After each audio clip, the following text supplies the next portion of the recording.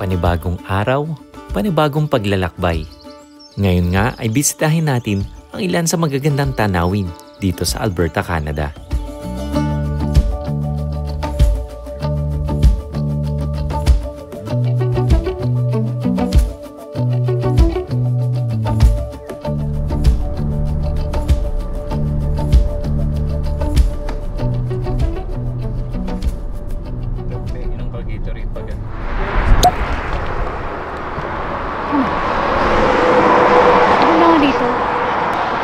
Laki na, tataas ng bundok. Ang laki. Ang gandang tingnan. Pipicture muna kami dito. Pero ito muna yung magiging background namin. Punta tayo ngayon sa Lake Louise. Yun ang ating itinerary for today. Hindi na kami makapunta ng van. Kasi nga, yun, late na kaming nagising. Sobrang pagod namin kahapon. So, yeah, picture lang kami. And then later makikita nyo na ang Lake Louise.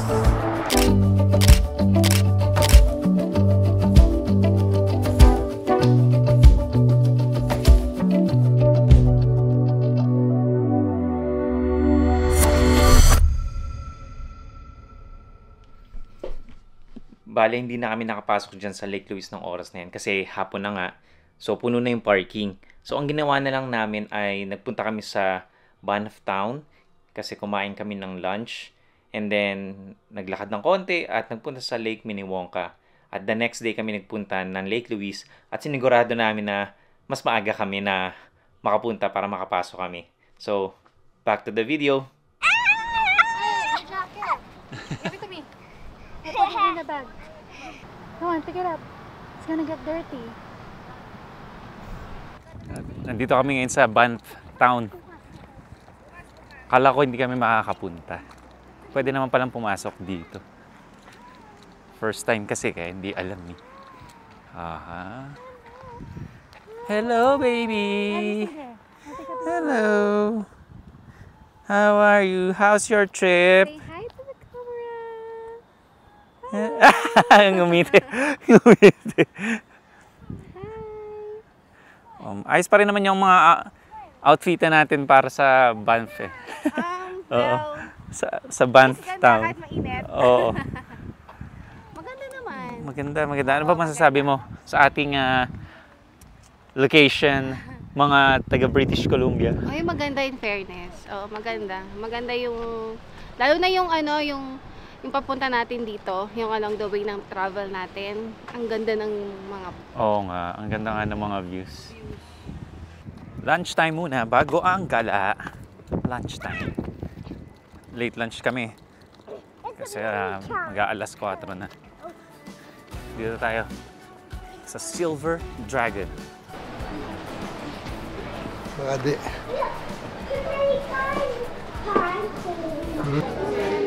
Anong order? Yun lang, yung barbecue dog. Tsaka special fried rice. Ano na tayo? Gusto mo mag-soup? Beef noodles? Walang egg drop? Tanong natin, egg drop. One special fried rice. Okay. One fried thick noodle with mixed vegetable. Okay. Wonton. Wonton soup. Small, medium, large. Medium. Okay.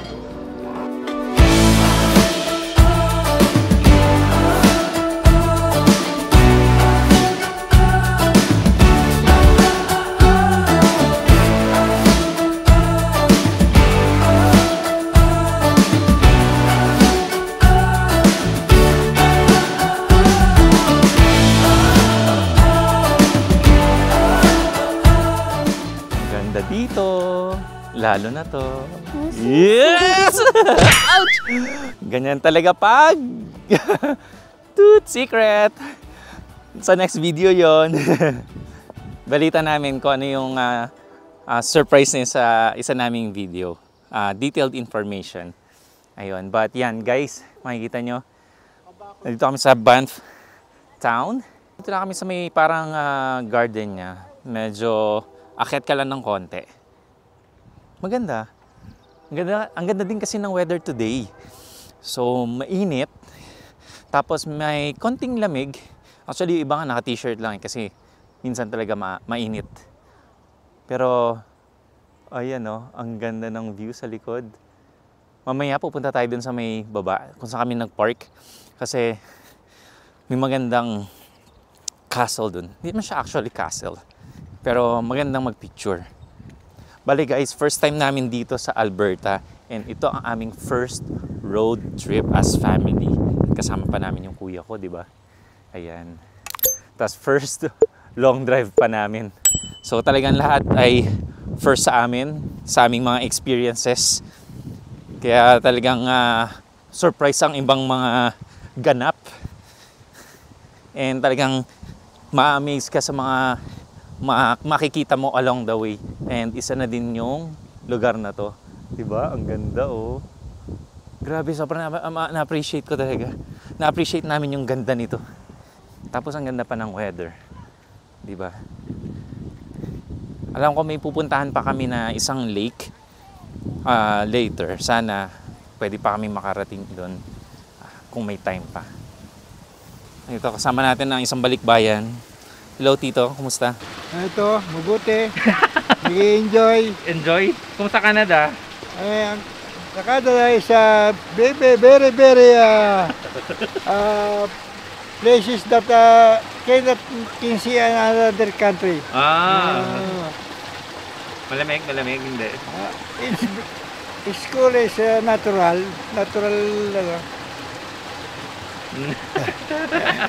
Ayun. Yan. Siya ang father-in-law ng kuya ko. Sila ang dahilan kung bakit kami napapunta dito kasi kailangan nila maggala-gala kasi medyo mahaba-haba pa ang kanilang ilalagi dito sa Canada. So, why not sama tayo, di ba? Iba talaga pagkasama yung family. Ito pala yung sinasabi ko sa inyong castle. Castle talaga. Ayan. Hi, Tito. Hi, Tita. Ayan Parang nasa Victoria lang din kami Diba? Daming castle dun Ay, pero maganda yung view dito Kita mo yung bundok Ang ganda. Kaya pala ang daming mga nagpa-picture din dito sa park na to.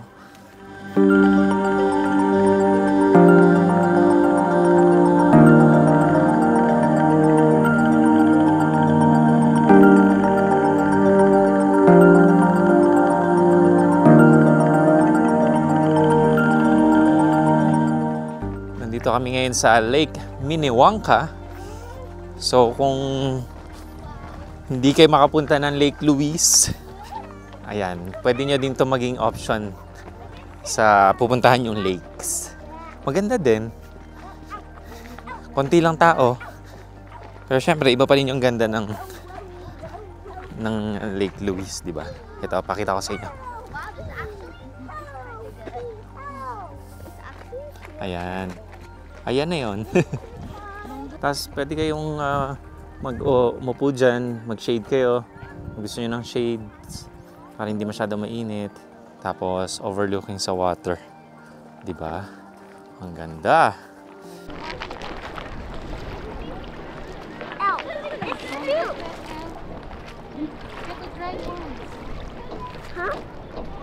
Ellie, want to go on the other side? Mami kayo. Sabihin hindi nakapag-lake. Kaya maganda naman yung lake natin ngayon Kaiba na kasi yung blue, yung green. Oo. Green na Kaya nga, bukas pupuntahan natin. Lake Louise tayo.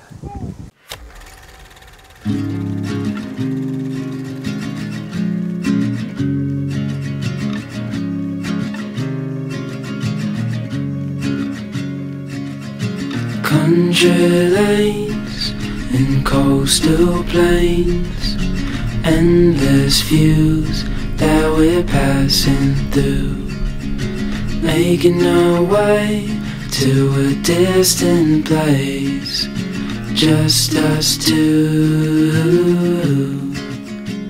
somewhere new. It's 7:13 na ng umaga. Umalis kami sa hotel namin ay alas 4 pero gumising kami ng alas 3 kasi yung pupunta dito sa Moraine Lake ay 2.5 hours from our hotel. So talagang inagahan na namin today kasi yesterday nagpunta kami dito ng late na, so wala kaming maparkingan unless naka-shuttle ka, papapasukin ka. So ngayon talagang inagahan namin para makakuha kami ng parking slot, and ayun, we're so blessed na nakakuha kami ng space. And ngayon pa lang sa oras na to, ang dami ng mga sasakyan na nakapark. Kaya okay tayo ngayon. Okay yung ating punta. Ayun.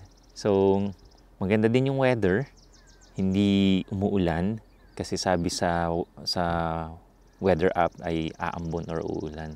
But I don't think uulan sa araw na to kasi napaka-araw. Kita nyo naman na tumatama sa mukha ko. Samahan nyo kami. Mag-iikot tayo dito ngayon sa Moraine Lake. Chill lang muna kami today kasi yung mga bata ay medyo antok pa.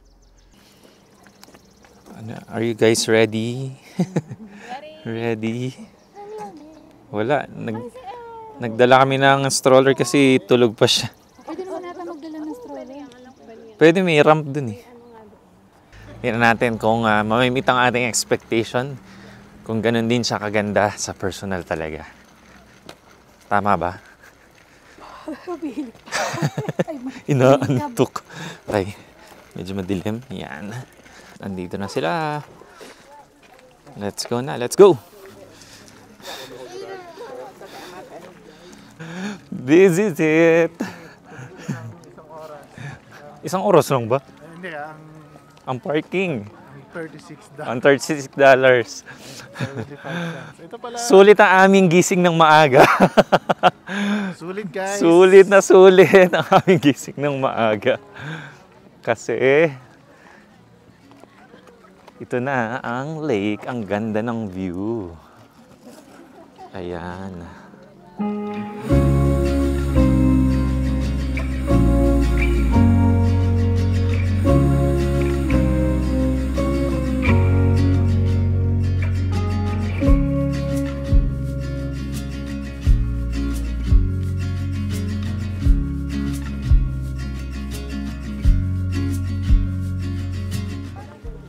Ayan, expectation versus reality. Ang daming nagpipicture. Pero, ang ganda ng itsura ng lake. Ang ganda. Exceeded ba ang expectation? Okay naman. Okay. Ang taas ng standards. Ang taas ng standards.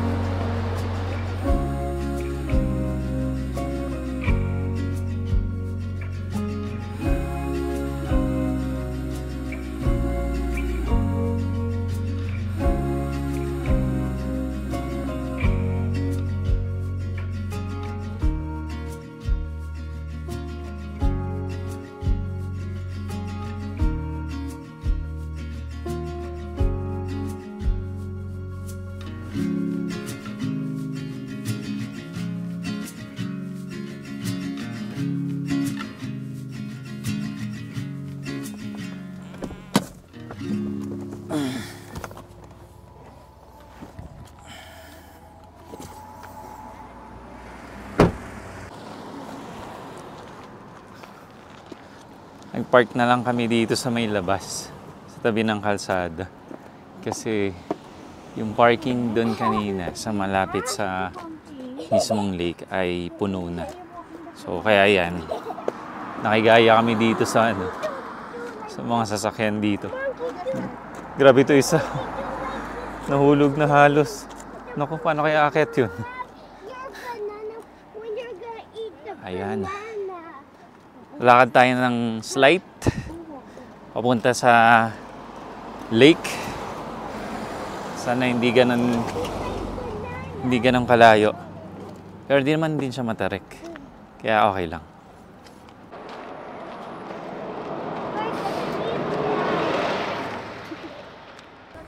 Camping season na din talaga. Summer na. Kasi makikita nyo dito, ang daming mga RV vans, mga camper vans. Alam ko pwede din yung i-rent yung iba eh. So kung gusto yung mag-drive around, tapos camping na din, yan. Pwede kayo mag-rent. Ito. Grabe dami. Puro ganyan nakikita namin. Mga, yun o, yun sa kabila. Camper van, mga RVs. Ang dami. Uy, ang ganda na. Oop. Guys, ang ganda. Maganda nga dito. Emerald Lake.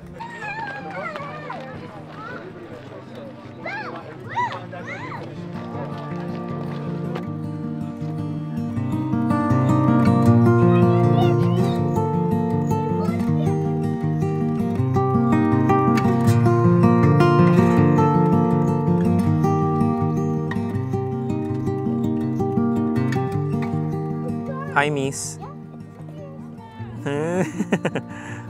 Ganda ng tubig, oh. Sana mabigyan ng justice tong video kung gaano ka-blue. Maganda siya.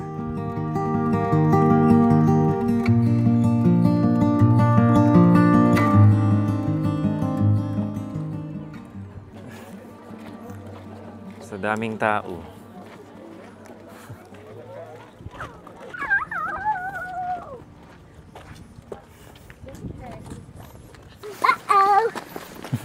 Don't worry, I'm guiding you. Huh? I'm guiding you.